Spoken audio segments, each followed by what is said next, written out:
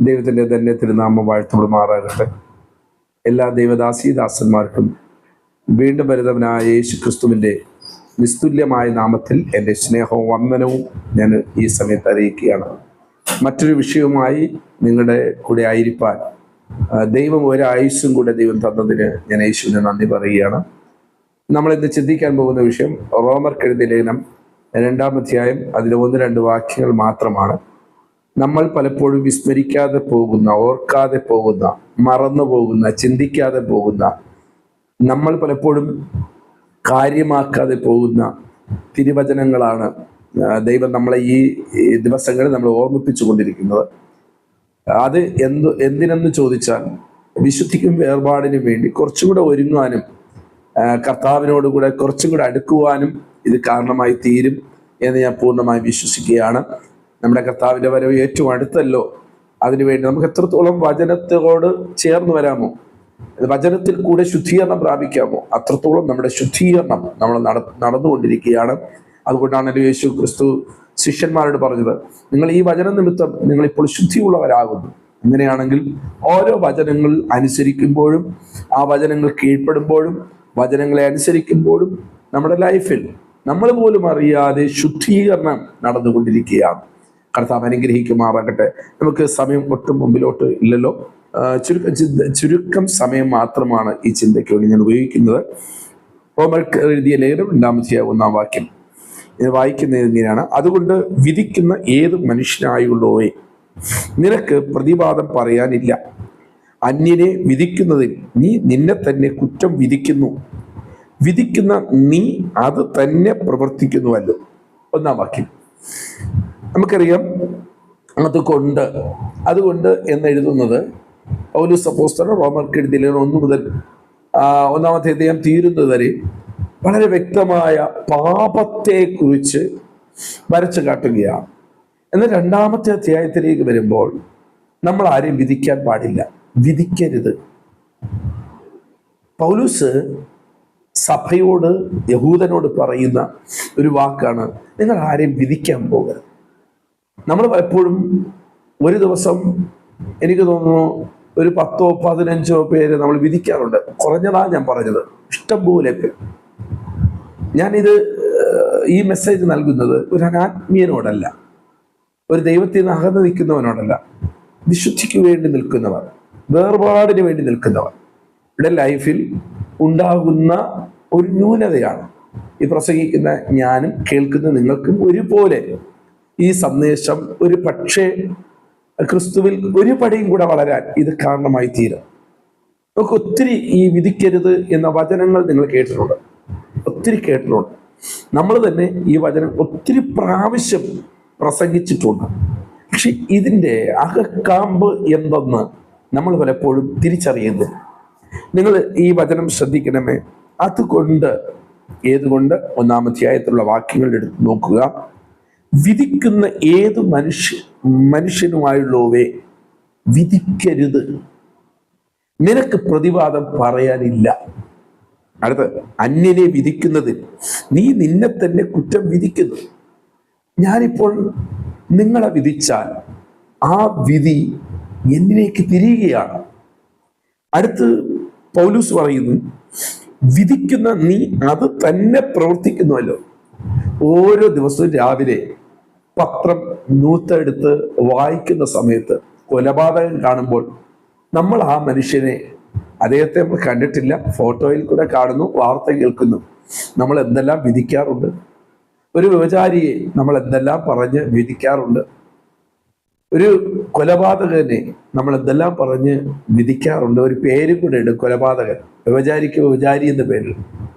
പക്ഷേ വിശുദ്ധ വേദം പറയുന്നു, നീ ആരെ വിധിക്കരുത്. ഒരു ദൈവ പൈതൽ, കർത്താവിൻ്റെ സന്നിധിയിൽ ഒരുക്കപ്പെടുന്ന മക്കൾ ആരെ വിധിക്കാൻ പാടില്ല. ഈ വിധിക്കുക എന്ന വാക്കിന്റെ അർത്ഥം എന്ന് വെച്ചാൽ, ഞാൻ അത് നോക്കിയപ്പോൾ അർത്ഥം മനസ്സിലായത് ഉത്തരവിടുക, തീർപ്പ് കൽപ്പിക്കുക. അതാണ് ഏറ്റവും വലിയ കാര്യം, തീർപ്പ് കൽപ്പിക്കുക. ഒരു മനുഷ്യന്റെ അവസാനം പറഞ്ഞു നിർത്തുക. പലപ്പോഴും നമ്മളൊന്ന് ചിന്തിച്ചു നോക്കണം. ഞാനും നിങ്ങളും പലപ്പോഴും ഇങ്ങനെ പലരെയും തീർപ്പ് കൽപ്പിച്ചവരായില്ലേ? എന്ന് വെച്ചാൽ ജഡ്ജ്മെന്റ് ചെയ്യാൻ അധികാരമുള്ളത് ദൈവത്തിന് മാത്രമേ ഉള്ളൂ. സകലത്തിന്റെ അധികാരി കർത്താവാണ്. കർത്താവിന് മാത്രമേ ഒരുത്തനെ വിധിക്കാൻ അധികാരമുള്ളൂ. ഹല്ലേലൂയ.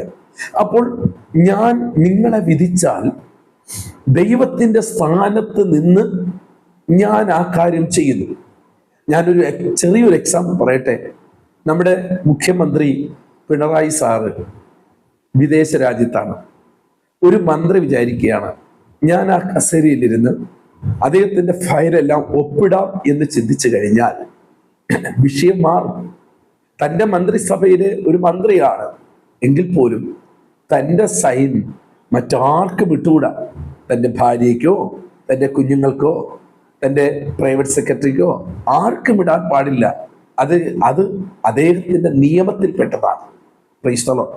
അങ്ങനെ ചെയ്താൽ അദ്ദേഹം കുറ്റക്കാരനാകുകയാണ്, അദ്ദേഹം ശിക്ഷിക്കപ്പെടുവാനിടയാണ്. അത് തന്നെയാണ് ഇവിടെയും പൗലോസ് അപ്പോസ്തലൻ പറയുന്നു, നിങ്ങൾ ആരെയും വിധിക്കരുത്. വിധിക്കാൻ ഒരുവന് മാത്രമേ അർഹതയുള്ളൂ, അത് നമ്മുടെ കർത്താവായ യേശുക്രിസ്തുവിന് മാത്രം. ഹല്ലേലൂയ. അതുകൊണ്ടാണ് പറയുന്നത്, നിങ്ങൾ മറ്റുള്ളവരെ വിധിക്കുമ്പോൾ നിങ്ങൾ അതേ പ്രവൃത്തി ചെയ്യുകയാണ്. ഞാൻ നേരത്തെ പറഞ്ഞല്ലോ, പത്രം നിവർത്തി നമ്മൾ വായിക്കുകയാണ്. ഒരു 42-കാരിയെ ഒരു ബലാത്സംഗം ചെയ്തു. അവനെ നമ്മൾ എന്താ വായിച്ചിട്ട് പറയുന്നത്? വ്യഭിചാരി, കള്ളൻ, എന്തൊക്കെ പേര് പറഞ്ഞ് ആ വ്യഭിചാരി എന്ന പേരിന് നമ്മൾ എന്ത് ചെയ്തു? അർഹനാക്കും. നമ്മൾ അദ്ദേഹത്തെ കണ്ടിട്ടില്ല, നമ്മളെ ആരെയും വ്യഭിചാരം ചെയ്തില്ല. ഏതോ ഒരു സ്ത്രീയെ, 42 വയസ്സുള്ള ഏതോ ഒരു സ്ത്രീയെ അവൻ വ്യഭിചാരം ചെയ്തു. അവനെ അറിയില്ല, ആ പെൺകുട്ടിയെ ആ സ്ത്രീയെ അറിയത്തില്ല. പക്ഷെ നമ്മൾ പത്രങ്ങൾ കൂടെ വായിച്ചു. പക്ഷെ നമ്മൾ പത്രം വായിച്ചിട്ട് എത്ര പ്രാവശ്യം ആ മനുഷ്യനെ വിധിക്കുവാനിടയായി.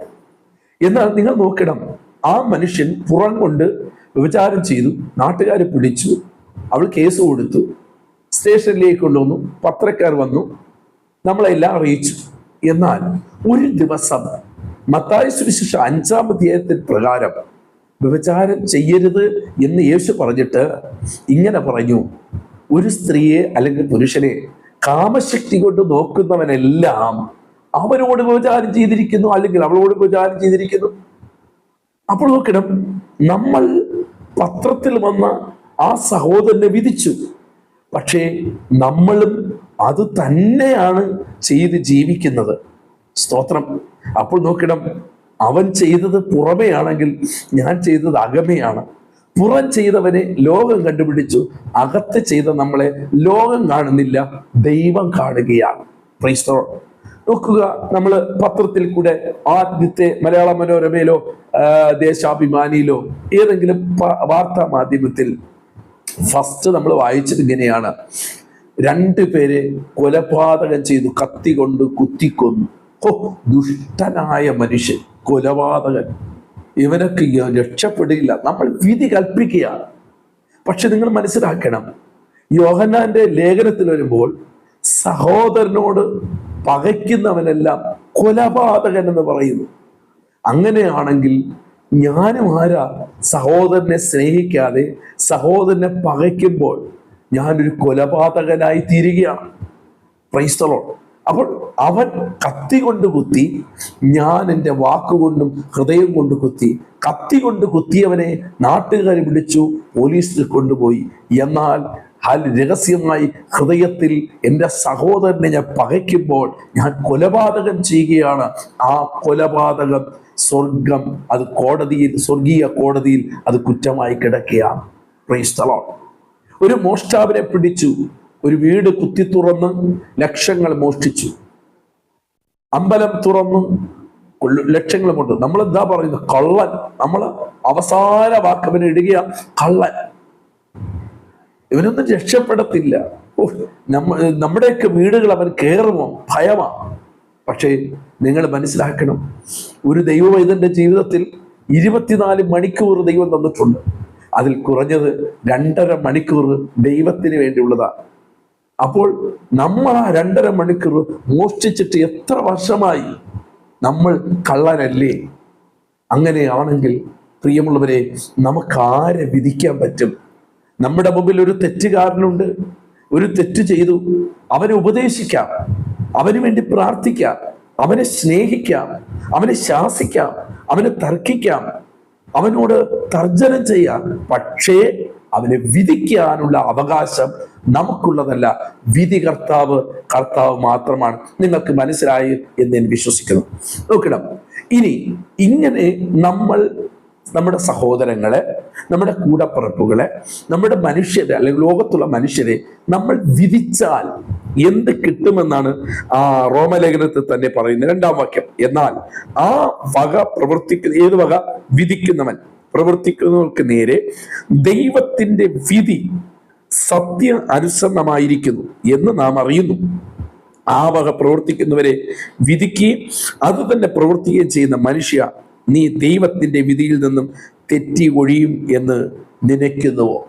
അപ്പോൾ ദൈവത്തിന്റെ വിധി നമ്മിലേക്ക് വരും എന്ന് നമ്മൾ തിരിച്ചറിയണം. ദൈവത്തിന്റെ കോപം നമ്മുടെ അടുക്കലേക്ക് വരുമെന്നുള്ള ചിന്ത നിങ്ങൾ മറക്കാതിരിക്കട്ടെ. ഞാൻ ഇതിന്റെ മൂലഭാഷയിൽ നിന്നുള്ള ഒരു വാക്യം ഞാൻ ചിന്തിച്ചപ്പോൾ എനിക്ക് കിട്ടി. അത് കുറച്ചും കൂടെ എക്സ്പ്ലെയിൻ ചെയ്തിട്ടുണ്ട്, നമുക്ക് മനസ്സിലാക്കാൻ പറ്റുന്ന രീതിയിൽ. മറ്റുള്ളവരെ വിലയിരുത്തരുത്, ഒടുവിൽ നമ്മളും അതേ കാര്യങ്ങൾ തന്നെ ചെയ്യാറുണ്ട്.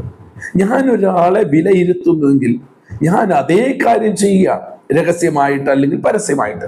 ഇനി നീ മറ്റുള്ളവരുടെ തെറ്റുകൾ ചൂണ്ടിക്കാണിക്കുമ്പോൾ നിന്റെ സ്വന്തം പാപം പുറത്തു വരുന്നു. കാരണം നീയും അതേ കാര്യങ്ങൾ ചെയ്യുന്നുവെന്ന് ദൈവം അറിയുന്നു. ഇത് ഗ്രീക്കിലുള്ള മൂലഭാഷയിൽ എഴുതപ്പെട്ട ഒരു ബൈബിളിൽ നിന്ന് എടുത്ത ഒരു വിവർത്തനമാണ്. അപ്പോൾ നിങ്ങൾ മനസ്സിലാക്കണം, നീ മറ്റുള്ളവരുടെ തെറ്റുകൾ ചൂണ്ടിക്കാണിക്കുമ്പോൾ അല്ലെങ്കിൽ വിധിക്കുമ്പോൾ നിന്റെ സ്വന്തം പാപം പുറത്തു വരുന്നു. കാരണം നീയും അതേ കാര്യങ്ങൾ ചെയ്യുന്നുവെന്ന് ദൈവം അറിയുന്നു. അങ്ങനെയാണെങ്കിൽ ആരെയും നമ്മൾ വിധിക്കരുത്. എൻ്റെ ദൈവദാസിമാരോട് കുഞ്ഞുങ്ങളോട് പറയട്ടെ, തെറ്റുകൾ ചൂണ്ടിക്കാണിക്കുക. മോനെ അത് തെറ്റാണ്, മോളെ തെറ്റാണ്. ഭർത്താവിനോട് തെറ്റാണത്, അമ്മേ അത് തെറ്റാണ്, അങ്ങനെ ചെയ്യരുത്, വചനപ്രകാരം ചെയ്യരുത്, അങ്ങനെ ചെയ്യാൻ പാടില്ല. നമുക്കത് പറയാം, പക്ഷേ വിധിക്കരുത്. വിധി എന്ന് പറയുന്നത് അവസാനത്തെ ഒന്നാണ്. നമുക്കതിനുള്ള അധികാരം ദൈവം തന്നിട്ടില്ല. വേണ്ട, 2 പിള്ളേര് നടന്നു പോവുക, ഒരു ആൺകൊച്ചും പെൺകൊച്ചും പോവുകയാണ്, നമ്മൾ അവരെ വിധിക്കരുത്. നമ്മൾ കാണാൻ പാടില്ലാത്തൊരു സ്ഥലത്ത് അവർ അകപ്പെട്ടു പോയി, നമ്മൾ അവരെ വിധിക്കരുത്. നമ്മുടെ സഭയിൽ വരുന്നവരെ നമ്മൾ വിധിക്കരുത്. നമ്മുടെ ബന്ധുക്കളെ നമ്മൾ വിധിക്കരുത്. ഒരു പണക്കാരനെ നമ്മൾ വിധിക്കരുത്. ഒരു മാരകമായ രോഗത്തിന് ഒരാൾ അടിമപ്പെട്ടു, അവനെ വിധിക്കരുത്. അവന്റെ പാപനിമിത്തമാണ് അത് വന്നത് എന്ന് വിധിക്കരുത്. നാളെ നമുക്കും അത് വരാൻ സാധ്യതയുണ്ട്. കാരണം അതേപോലുള്ള പാപം ഞാനും ചെയ്തിട്ടുണ്ട്. നമ്മൾ വിധിക്കുവാനുള്ള അവകാശമോ വിധികർത്താവാകാനോ ദൈവം നമ്മളെ ഈ ഭൂമിയിലാക്കി വെച്ചിരിക്കുന്നില്ല. കാരണം നമ്മളെല്ലാം റോമാലേഖനം 1-ാം അധ്യായം നമ്മൾ പഠിക്കുമ്പോൾ നമ്മളെല്ലാവരും പാപികളാണ്. ഹല്ലേലൂയ. ഇനി നോക്കണം, അത് പോൾ പറഞ്ഞു. ഇനി ജീസസ് എന്നാണ് പറഞ്ഞത്. മത്തായി സുവിശേഷം 7-ാം അധ്യായം 1 മുതൽ 5 വരെ. നിങ്ങൾ വിധിക്കപ്പെടാതിരിക്കേണ്ടതിന് വിധിക്കരുത്. ജീസസ് പറഞ്ഞ വാക്ക, നിങ്ങൾ വിധിക്കപ്പെടരുത്. നിങ്ങൾ വിധിക്കപ്പെടാതിരിക്കാൻ നിങ്ങൾ ആരും വിധിക്കരുത്. ഇല്ലെങ്കിൽ ചിലയിടത്തൊക്കെ നമ്മൾ വിധിയിൽ അകപ്പെടും. ആ വിധി ഭയങ്കരമായിരിക്കും. അടുത്ത്, നിങ്ങൾ വിധിക്കുന്ന വിധിയാൽ നിങ്ങളെയും വിധിക്കും. കണ്ടോ, ഞാൻ വഴിയിൽ പോകുന്ന ഒരു ചെറുപ്പക്കാരനെ വിധിക്കുന്നു, എൻ്റെ വീട്ടിലും ഉള്ള ചെറുപ്പക്കാരന്റെ മേൽ ആ വിധി വന്നിരിക്കും. ഞാൻ മറ്റുള്ള പാസ്റ്റർമാരെ വിധിക്കുന്നു, എൻ്റെ ജീവിതത്തിനകത്തും ആ വിധി വന്നിരിക്കും. ഞാൻ മറ്റുള്ള ചർച്ചിനെ വിധിക്കുന്നു, എൻ്റെ ചർച്ചിലും ആ വിധി വന്നിരിക്കും. മനസ്സിലാകുന്നുണ്ടോ? ആരെയും വിധിക്കാൻ പാടില്ല എന്ന് വിശുദ്ധ വേദപുസ്തകം നമ്മെ പഠിപ്പിക്കുകയാണ്. ഇനി നോക്കണം, നിങ്ങൾ അളക്കുന്ന അളവിനാൽ നിങ്ങൾക്കും അളന്നു കിട്ടും. എന്നാൽ സ്വന്തം കണ്ണിലെ കോൽ ഓർക്കാതെ സഹോദരന്റെ കണ്ണിലെ കരട് നോക്കുന്നത് എന്ത്? അല്ല, സ്വന്തം കണ്ണിൽ കോൽ ഇരിക്കെ നീ സഹോദരനോട് നിൽക്ക്, നിന്റെ കണ്ണിൽ നിന്നും കരട് എടുത്ത് കളയട്ടെ എന്ന് പറയുന്നത് എങ്ങനെ? കപടഭക്തിക്കാരാ, മുമ്പേ സ്വന്തം കണ്ണിൽ നിന്നും കോലെടുത്ത് കളയുക, പിന്നെ സഹോദരന്റെ കണ്ണിൽ നിന്നും കരടെടുത്ത് കളയാൻ വെടിപ്പായി കാണും. Praise the Lord. അങ്ങനെയാണെങ്കിൽ നമ്മുടെ പാപം, നമുക്ക് എത്രയോ ബലഹീനതയുണ്ട്, നമുക്ക് നമ്മെ തന്നെ ഒന്ന് ശോധന ചെയ്യാം. നമ്മുടെ പാപത്തെ നമുക്ക് ദൈവസന്നിധിയിൽ കരയാം. നമ്മൾ നമ്മുടെ വലിയ കോല് വെച്ചിട്ട് ദാണ്ടെ പോകുന്ന സഹോദരന്റെ കരടെടുക്കുവാൻ വേണ്ടി കണ്ണിലെ കരടെടുക്കാനുള്ള ആ വെപ്രാളം, ആ പരവേശം ഒക്കെ നമുക്ക് മാറ്റാം. ഓരോ പ്രസംഗിക്കുന്ന ദൈവദാസന്മാരോട് നമ്മുടെ കണ്ണിൽ നിന്ന് ആ വലിയ കോലെടുത്ത് മാറ്റാം.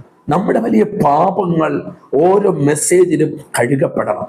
നമ്മൾ മറ്റുള്ളവരോടല്ല മെസ്സേജ് പറഞ്ഞ് കേൾപ്പിക്കേണ്ടത്. ആ മെസ്സേജ് കേൾക്കുമ്പോൾ എൻ്റെ ഹൃദയം മഞ്ഞുപോലെ ഉരുകണം. ആ പാപം എൻ്റെ ജീവിതത്തിൽ നിന്ന് മാറണം. ഞാൻ ആ വചനത്തിൽ കൊണ്ടൊരു ശുദ്ധീകരണത്തിലേക്ക് വരണം. എങ്കിൽ മാത്രമേ വിധിക്കപ്പെടാതിരിക്കുകയുള്ളൂ. ഇനി നോക്കണം, യാക്കോബും അങ്ങനെ തന്നെയാണ് പറയുന്നത്. 4-ാം അധ്യായം 11-ാം വാക്യം, സഹോദരന്മാരെ, അന്യനെ ദുഷിക്കരുത്. നിന്റെ സഹോദരനെ ദുഷിക്കുകയും വിധിക്കുകയും ചെയ്യുന്നവൻ ന്യായപ്രമാണത്തെ ദുഷിക്കുകയും ന്യായപ്രമാണത്തെ വിധിക്കുകയും. കണ്ടോ, നമ്മുടെ സഹോദരങ്ങളെ, അല്ലെങ്കിൽ നമ്മുടെ സഹോദരൻ എന്ന് പറയുന്നത് ചർച്ചിൽ വരുന്നവർ മാത്രമല്ല, രക്തബന്ധങ്ങൾ മാത്രമല്ല, ഈ ലോകത്തുള്ള എല്ലാവരും നമ്മുടെ സഹോദരന്മാരാണ്. അവരെ വിധിക്കുകയും അവരെ ദുഷിക്കുകയും ചെയ്യുമ്പോൾ നമ്മുടെ കയ്യിലിരിക്കുന്ന 66 പുസ്തകം ന്യായപ്രമാണത്തെ നമ്മൾ എന്ത് ചെയ്യുന്നു? ദുഷിക്കുകയും വിധിക്കുകയും ചെയ്യുന്നു. കണ്ടോ, അത്രമാത്രം കാതലായ ഒരു വിഷയമാണ് വിധിക്കരുത് എന്ന് പറയുന്നത്. കാരണം വിധികർത്താവ് ദൈവം മാത്രമാണ്. ഉലകത്തിലും ആർക്കും ഒരു മനുഷ്യന്റെ വിധി പറയാൻ പറ്റത്തില്ല. ഇവിടത്തെ ജ്യോത്സ്യനോ, ഇവിടത്തെ മന്ത്രവാദിക്കോ, ഇവിടത്തെ പ്രവാചകന്മാർക്കോ ആരുടെ വിധി പറയാനുള്ള പെർമിഷൻ കൊടുത്തിട്ടില്ല. അവന്റെ അവസാനത്തെ വാക്കും അവസാനം വരെയുള്ള ജീവിതത്തെക്കുറിച്ച് പറയാനും പ്രവർത്തിപ്പാനും യോഗ്യൻ കർത്താവ് മാത്രമാണ്. ആകയാൽ എന്നെ കേൾക്കുന്നവരോട് ഞാൻ പറയട്ടെ, നിങ്ങൾ ആരെങ്കിലും ഈ ദിവസങ്ങൾ വിധിച്ചു കൊണ്ടിരിക്കുന്നെങ്കിൽ നിങ്ങൾ കയ്യിലെടുത്ത ന്യായപ്രമാണത്തെ നിങ്ങൾ വിധിക്കുകയാണ്. Praise the Lord. അടുത്ത നോക്ക്, ന്യായപ്രമാണത്തെ വിധിക്കുന്നുവെങ്കിൽ നീ ന്യായപ്രമാണത്തെ അനുഷ്ഠിക്കുന്നവനല്ല, വിധിക്കുന്നവരത്രേ. ന്യായപ്രമാണ കർത്താവ് ന്യായാധിപതിയും ഒരുവനെയുള്ളൂ, രക്ഷിപ്പാനും നശിപ്പാനും ശക്തൻ തന്നെ, കൂട്ടുകാരനെ വിധിപ്പാൻ നീയാർ. അവിടെ ചോദിക്കുക, നീ വാ. നമ്മൾ മറ്റുള്ളവരെ വിധിക്കുമ്പോൾ എന്നിട്ട് വന്ന് അന്യഭാഷ പറയുന്നു, നമ്മൾ കൈയടിക്കുന്നു, നമ്മൾ ദൈവത്തെ സ്തുതിക്കുന്നു, നമ്മൾ പ്രസംഗിക്കുന്നു, നമ്മൾ പ്രവചിക്കുന്നു. കർത്താവ് പറയുന്നു, മക്കളെ, നീ ന്യായപ്രമാണത്തിന് വിരോധമായി നിന്നുകൊണ്ട്, ന്യായപ്രമാണത്തിന്റെ കർത്താവിന് വിരോധമായി നിന്നിട്ട് നീ ഇതൊക്കെ വന്ന് കാണിച്ചിട്ട് കേൾക്കുന്ന ഒരു പൊട്ട ദൈവം അല്ല ഞാൻ എന്ന സത്യം നിങ്ങൾ മനസ്സിലാക്കണം. അതുകൊണ്ട് എന്നെ കേൾക്കുന്ന എൻ്റെ ദൈവദാസീദാസന്മാരെ, ജീവിതത്തിൽ നമ്മൾ വിധി, ഒത്തിരി പേർക്ക് വിധി നമ്മൾ പറഞ്ഞിട്ടുണ്ട്, നമ്മൾ ജഡ്ജ്മെന്റ് നടത്തിയിട്ടുണ്ട്, അല്ലേ? ഹല്ലേലൂയ. അഡ്വക്കേറ്റിന് ജഡ്ജിയോട് പറയാനേ പറ്റുകയുള്ളൂ. ജഡ്ജിയാണ് അവസാനത്തെ വിധി കൽപ്പിക്കേണ്ടത്. ഇതുപോലെ നമ്മുടെ വേദനകളും നമ്മളെ ഒതുക്കുമ്പോൾ, നമ്മളെ തകർക്കുമ്പോൾ നമുക്ക് ചെന്ന് ദൈവത്തോട് പറയാം, കർത്താവേ, ഇന്ന വ്യക്തി, ഇന്ന ആൾക്കാർ നമ്മളെ ഒത്തിരി തകർക്കുക, നമുക്കത് പറയാനേ പറ്റുകയുള്ളൂ. ആ വ്യക്തിയുടെ വിധി പറയാനോ നമ്മൾ ഒരിക്കലും ദൈവത്തിന്റെ സ്ഥാനം എടുക്കരുത്. അത് ന്യായപ്രമാണത്തിന് വിരോധമാണ്. അത് ദൈവിക ന്യായവിധിക്ക് കാരണമായി തീരും. ഈ സമയത്ത് ദൈവമക്കളോട് ചോദിച്ച് പറയട്ടെ, നമ്മൾ ആരെയും വിധിക്കരുത്. വിധിക്കുന്നത് ദൈവത്തിന്റെ ജോലിയാണ്. ദൈവം ചെയ്തോട്ടെ. ദൈവം ചിലപ്പോൾ ആ മനുഷ്യനെ രക്ഷപ്പെടുത്തുവാനുള്ള ദൈവത്തിന്റെ പദ്ധതിയായിരിക്കാം. അവൻ നശിക്കട്ടെ, അവൻ തകരട്ടെ, അവൻ രക്ഷപ്പെടത്തില്ല. നമ്മൾ ഓരോ പേര് പറഞ്ഞ് ആ മനുഷ്യനെ മുദ്ര കുത്തുമ്പോൾ നമ്മൾ ദൈവത്തിന്റെ സ്ഥാനം സ്വയം ഏറ്റെടുക്കുകയാണ്. ദൈവത്തിന്റെ സ്ഥാനം സ്വയം ഏറ്റെടുത്ത ഒരു മനുഷ്യനെ നിങ്ങൾക്കറിയാം, ലൂസിഫർ. അവൻ എവിടെയാ അവസാനം? അവന്റെ ജീവിതം എന്തായി തീർന്നു? ദൈവം വെട്ടി വീഴ്ത്തി കളഞ്ഞു, തകർത്ത് കളഞ്ഞു. എൻ്റെ പ്രിയമുള്ളവരെ, വിധിക്കരുത്. നമുക്ക് അന്യഭാഷ കാണും, നമുക്ക് ഭയങ്കര ശുശ്രൂഷ കാണും, നമുക്ക് വലിയ കൃപാവരങ്ങൾ കാണും. പക്ഷേ നമ്മുടെ സഹോദരങ്ങളെ വിധിക്കരുത്. വിധിച്ചാൽ ആ വിധി നമുക്ക് തിരിച്ചു കിട്ടും. നമ്മൾ ഈ ഭൂമിയിൽ നിന്നും മാറ്റപ്പെടുന്നതിന് മുമ്പ് തന്നെ ആ വിധി നമുക്ക് നമ്മുടെ തലമേൽ ലഭിക്കും. ദൈവത്തിന്റെ സ്ഥാനമായിരിക്കുന്ന ജഡ്ജി, ആ സ്ഥാനം നമ്മൾ ഏറ്റെടുക്കരുത്. നമുക്ക് ദൈവത്തോട് ഒത്തിരി കാര്യങ്ങൾ അപേക്ഷിക്കാം, ദൈവത്തോട് കരയാം. ഒരുത്തൻ തെറ്റിപ്പോകുമ്പോൾ അവന്റെ മടങ്ങി വരവിന് വേണ്ടി ദൈവത്തോട് നമുക്ക് പക്ഷപാതം ചെയ്യാം, പക്ഷെ വിധിക്കാൻ പാടില്ല. അതേ സ്നേഹിത, ജീവിതത്തിൽ ആരെങ്കിലും വിധിച്ചിട്ടുണ്ടെങ്കിൽ, ഒത്തിരി പേരെ നമ്മൾ വിധിക്കാറുണ്ട്. പാസ്റ്റർമാരെ വിധിക്കാറുണ്ട്, അച്ഛന്മാരെ വിധിക്കാറുണ്ട്, സഭകൾ മറ്റൊരു സഭയെ വിധിക്കാറുണ്ട്, വിശ്വാസി അടുത്തിരിക്കുന്ന വിശ്വാസികളെ ബന്ധുക്കളെ വിധിക്കാറുണ്ട്, കാണുന്നവരൊക്കെ വിധിക്കാറുണ്ട്. കണ്ണിൽ കാണുന്നതൊക്കെയും വിധി പറയുന്നവരാണ് ഞാൻ നിങ്ങൾ. പക്ഷേ വിശുദ്ധ വേദപുസ്തകം പറയുന്നു, ദൈവത്തിന്റെ സ്ഥാനം ഏറ്റെടുക്കുന്നവൻ ഒരിക്കലും നിത്യരാജ്യത്തിൽ പോകത്തില്ല. വന്നു പോയെങ്കിൽ നമുക്ക് ദൈവസന്നിധിയിൽ കരയാം. ദാവീദ് കണ്ടോ, തന്റെ തെറ്റുകൾ മനസ്സിലാക്കിയപ്പോൾ ദാവീദ് ഒരു ആട്ടിൻകുട്ടിയുടെ കാര്യം പ്രവാചകൻ വന്ന് പറയുമ്പോൾ ആ മനുഷ്യൻ നാഥാൻ പ്രവാചകൻ പറഞ്ഞു, ആ മനുഷ്യൻ നീ തന്നെയാണ്. കാര്യം വിശദീകരിച്ചിട്ട് അവൻ നെടുമ്പാട വീട് കരഞ്ഞു. ദൈവം അവനെ വീണ്ടും ഒരിക്കൽ കുടിയെടുത്തു. പാപിനിയായ സ്ത്രീ, യേശുവിന്റെ അടുക്കൽ ഒരിക്കൽ പാപിനിയായ സ്ത്രീ വന്ന് കാൽക്കൽ വന്ന് കിടക്കുകയാണ്. കർത്താവളോട് അവസാനം ചോദിച്ചു, നിന്നെ ആരും വിധിച്ചില്ലേ? ഞാനും വിധിക്കുന്നില്ല, ഇനി നീ പാപം ചെയ്യരുത്. ഇതാണ് ദൈവത്തിന്റെ അന്തിമമായ വിധി. ഈ രാവിലെ ഈ സന്ദേശം കേൾക്കുമ്പോൾ നിങ്ങൾ മറ്റുള്ളവരെ വിധിക്കുന്നുവെങ്കിൽ, സഭകളെ വിധിക്കുന്നെങ്കിൽ, ദൈവദാസന്മാരെ വിധിക്കുന്നെങ്കിൽ, ദൈവദാസന്മാരെ ശുശ്രൂഷകളെ വിധിച്ചുകൊണ്ടിരിക്കുന്നെങ്കിൽ, മക്കളെ വിധിക്കുന്നവരുണ്ട്, ഭാര്യയെ വിധിക്കുന്നവരുണ്ട്, ഭർത്താവിനെ വിധിക്കുന്നവരുണ്ട്, നാട്ടുകാരെയും നാട്ടുകാരുടെ മക്കളെയും വിധിക്കുന്നവരുണ്ട്. നിർത്തുക. നമുക്ക് എത്ര കൃപാവരങ്ങൾ ഉണ്ടെങ്കിലും നമ്മൾ ചർച്ചയിലിരിക്കുമ്പോൾ ദൈവത്തിന്റെ തീ ഇറങ്ങുമെന്ന് പറഞ്ഞാലും, തീ ഇറക്കാൻ കഴിവുള്ളവരെന്ന് പറഞ്ഞാലും, ദൈവത്തിന്റെ വചനം പറയുന്നു, വിധിക്കുന്നവൻ നിത്യത എത്തുകയില്ല. ഞാൻ ഈ രാവിലെ എന്നെയും നിങ്ങളെയും ഉദ്ദേശിച്ചുകൊണ്ട് പരിശുദ്ധാത്മാവ് നൽകിയ ഈ വചനം നമുക്കൊന്ന് ഏറ്റെടുക്കാമോ? ഈ രാവിലെ നിങ്ങൾ വിധിക്കപ്പെടാതിരിക്കേണ്ടതിന്, നിങ്ങളുടെ കുടുംബം വിധിക്കപ്പെടാതിരിക്കേണ്ടതിന്, നിങ്ങളുടെ സഭ മറ്റുള്ളവരുടെ മുമ്പിൽ വിധിക്കപ്പെടാതിരിക്കേണ്ടതിന്, നിങ്ങളുടെ മിനിസ്ട്രി മറ്റുള്ളവർ വിധിക്കപ്പെടാതിരിക്കേണ്ടതിന് ഒരു നിമിഷം പ്രാർത്ഥിക്കാം. എവിടെയെങ്കിലും വീഴ്ചകൾ വന്നിട്ടുണ്ടെങ്കിൽ, താഴ്ചകൾ വന്നിട്ടുണ്ടെങ്കിൽ, പരാജയം വന്നിട്ടുണ്ടെങ്കിൽ, ആരെങ്കിലും നിങ്ങൾ വിധിച്ച് ആ വ്യക്തി ഹൃദയം കൊണ്ട് മുറിഞ്ഞ് വേദനിച്ചിട്ടുണ്ടെങ്കിൽ നിങ്ങൾ ചെന്ന് ക്ഷമ ചോദിക്കണം. നിങ്ങളത് ഏറ്റുപറയണം. ദൈവത്തോട് ഇന്ന് രാവിലെ ദൈവത്തോട് കരയണം. ഒരുപക്ഷെ ഈ വിധി നിങ്ങൾക്കെതിരെ നിൽക്കുകയായിരിക്കാം, നിങ്ങളുടെ ശരീരത്തിനെതിരെ നിൽക്കുകയായിരിക്കാം, നിങ്ങളുടെ കുടുംബ ജീവിതത്തിനെതിരെ നിൽക്കുന്ന വിധിയായിരിക്കാം ദൈവം അയക്കുന്നത്. അത് വരരുതേ. വന്നു പോയാൽ നമുക്ക് തിരിഞ്ഞു വരുവാൻ നമുക്ക് ആർക്കും കഴിയുകയില്ല. എന്നാൽ ദൈവിക അന്ത്യവിധി വരുന്നതിന് മുമ്പ് ഈ രാവിലെ നിങ്ങൾ കേൾപ്പിച്ച സന്ദേശത്തിന് മുമ്പ് ഒന്ന് ഏൽപ്പിക്കുക, പ്രാർത്ഥിക്കാം. മഹാപരിശുദ്ധനായ ഞങ്ങളുടെ നല്ല ദൈവമേ, സ്വർഗീയ പിതാവേ, ഈ സന്ദേശം ഞങ്ങൾ ഒരുമിച്ച് ചേർന്ന് ദൈവസന്നിധിയിൽ ഞങ്ങൾ ഏറ്റെടുക്കുകയാണ്. കർത്താവേ, ഞങ്ങൾ പലപ്പോഴും പലരെയും വിധിച്ചു. വിശ്വാസികളെ വിധിച്ചു, ദൈവദാസന്മാരെ വിധിച്ചു, അവിടെ ശുശ്രൂഷകളെ വിധിച്ചു, അവിടെ സഭകളെ വിധിച്ചു, നാട്ടുകാരെ വിധിച്ചു, സ്വന്തക്കാരെ വിധിച്ചു, കണ്ണിൽ കാണുന്നവരെല്ലാം ഞങ്ങൾ വിധിച്ചു. എന്നിട്ടും ഞങ്ങളുടെ അന്യഭാഷ നിന്നില്ല, എന്നിട്ടും ഞങ്ങളുടെ ആരാധന നിന്നില്ല. അതുകൊണ്ട് കർത്താവേ, ഞങ്ങൾ ഇന്നെല്ലാം തികഞ്ഞവരായിരിക്കുമ്പോൾ കർത്താവ് ഈ വചനത്തിൽ കൂടെ ഞങ്ങളെ ശുദ്ധീകരിക്കണം. കർത്താവേ, പപ്പാ, അനേകരെ വിധിച്ചത് നിമിത്തം ഞങ്ങളുടെ കുടുംബം തകർന്നിരിക്കുകയാണ്. ദൈവ കോപം ഞങ്ങളുടെ മേൽ ഇറങ്ങിയിരിക്കുകയാണ്. കർത്താവേ, ഈ രാവിലെ ഞങ്ങൾ ഇത് എടുത്തു മാറ്റണമേ. ആരെങ്കിലും രോഗികളായി ഇത് നിമിത്തം കഴിയുന്നെങ്കിൽ കർത്താവ് ഇപ്പോൾ സൗഖ്യം കൊടുക്കണമേ. അവിടെ കുടുംബത്തിനകത്ത് കുടുംബജീവിതത്തിൽ ഭിന്നതയിൽ കൂടെ കടന്നു പോകുന്നവരുണ്ടെങ്കിൽ കർത്താവെ അവരെ വിടുവിക്കണമെന്ന് പ്രാർത്ഥിക്കുന്നു. കർത്താവെ, ഞങ്ങൾ വിധികർത്താക്കളായി നിന്നുകൊണ്ട് മറ്റുള്ളവരെ വിധിച്ചപ്പോൾ അനേകർ പിന്മാറിപ്പോയപ്പച്ച ഞങ്ങൾ അവർക്ക് വേണ്ടി പ്രാർത്ഥിക്കുകയാണ്. ഞങ്ങളുടെ കുടുംബനാഥൻ ഈ ആലയത്തിലെത്തുന്നില്ല, പ്രാർത്ഥിക്കുന്നില്ല. ഞങ്ങളുടെ കുഞ്ഞുങ്ങൾ പിന്മാറിപ്പോയി. അയ്യോ, ഞങ്ങൾ അവരെ വിധി കൽപ്പിച്ചു കർത്താവേ. കർത്താവേ, എന്നാൽ ഈ രാവിലെ എന്റെ യേശുവിന്റെ കാൽവരി ക്രൂശിൽ നിന്നൊഴുകിയ തിരു രക്തത്താൽ ഈ രാവിലെ ദൈവം ചിലരെ പുറത്തെടുക്കണമെന്ന് പ്രാർത്ഥിക്കുന്നു. കർത്താവേ, ഞങ്ങളുടെ പാപങ്ങൾ കഴുകണമേ. ഇത് വലിയൊരു പാപമാണ്.